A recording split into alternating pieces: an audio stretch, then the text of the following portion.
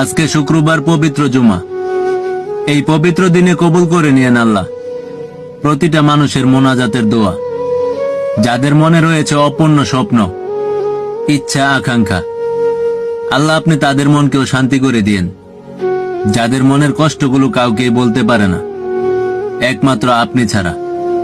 হে আল্লাহ পাক রাব্বুল আলামিন, আপনি আমাদের সকলকে সঠিক পথে চলার তৌফিক দিন। আমিন। আজকে শুক্রবার পবিত্র জুমা। এই পবিত্র দিনে কবুল করে নিয়েন আল্লাহ প্রতিটা মানুষের মোনাজাতের দোয়া, যাদের মনে রয়েছে অপূর্ণ স্বপ্ন, ইচ্ছা, আকাঙ্ক্ষা। আল্লাহ আপনি তাদের মনকেও শান্তি করে দিয়েন, যাদের মনের কষ্টগুলো কাউকে বলতে পারে না, একমাত্র আপনি ছাড়া। হে আল্লাহ পাক রাব্বুল আলামিন, আপনি আমাদের সকলকে সঠিক পথে চলার তৌফিক দিন। আমিন।